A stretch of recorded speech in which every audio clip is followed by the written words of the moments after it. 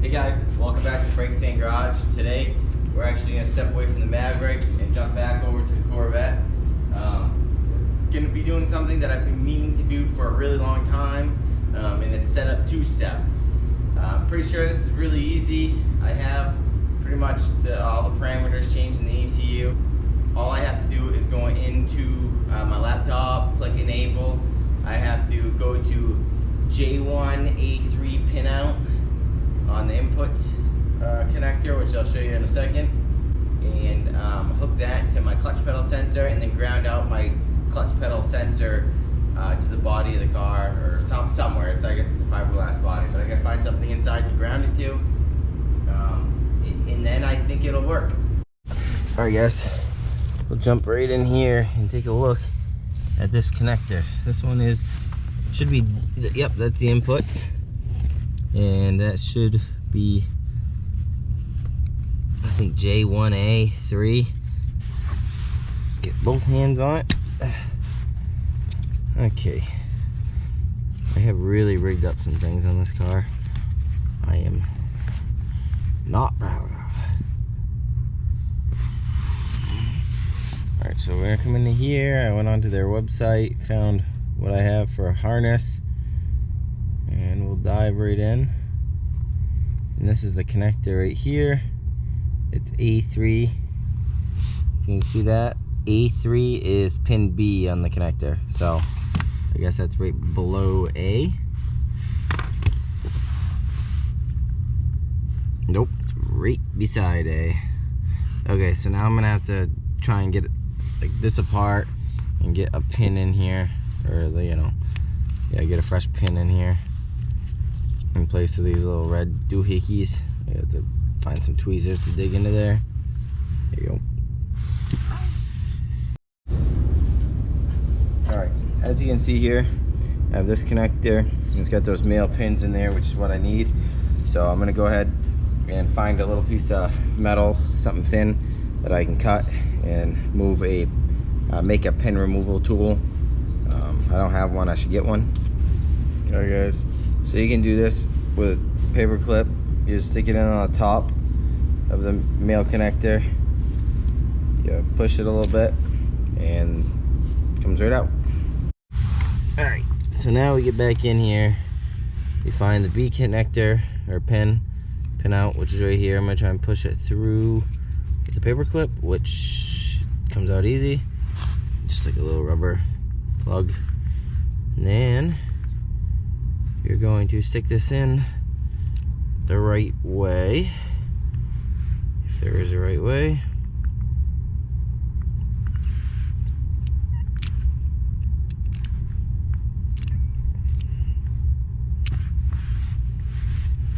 You might have to bend this thing back a little bit so it catches. Yep, there we go. I heard a nice click. Now that's in.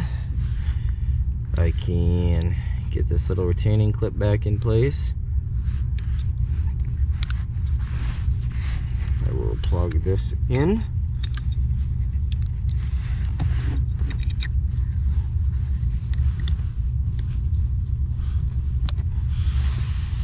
And now,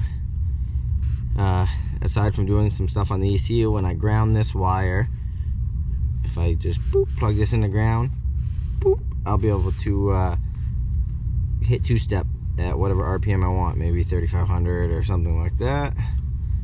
So I'll go ahead, I'll splice this wire into my clutch pedal on the other side. I'll bring you over there.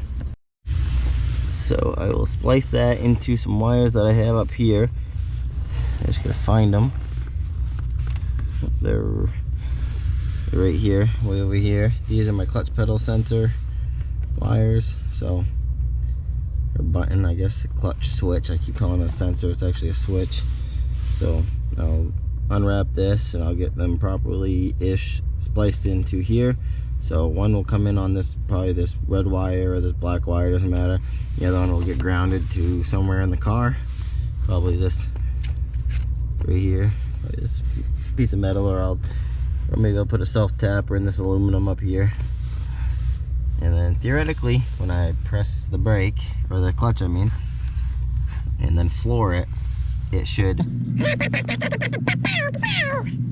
like that.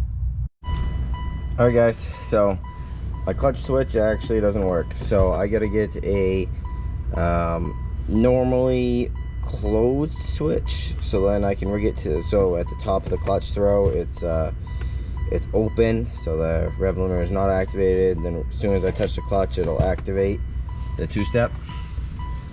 But show you what we got. Hopefully it doesn't backfire too bad, because we're in the garage and it's gonna be loud.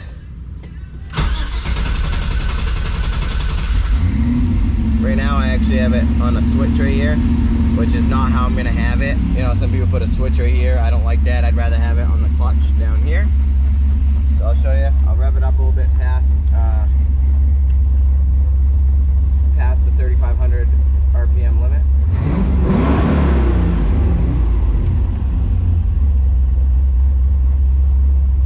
Yeah, I know the engine's not for temp, but then I'll press the button and I'll floor it.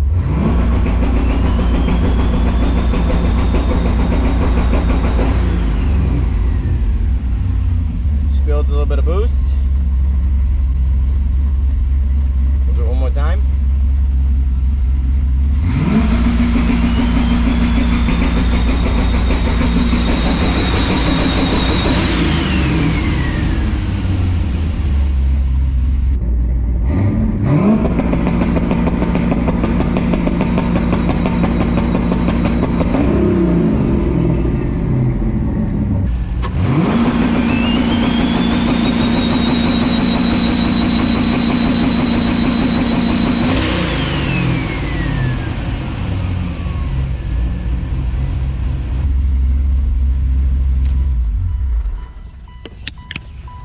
So guys, before I pass out from carbon monoxide, I'm gonna get out of here. A lot of unburnt fuel. Should probably turn the furnace off. Whew, my eyes. But there you have it, guys. We got the two-step hooked up, not completely. It works.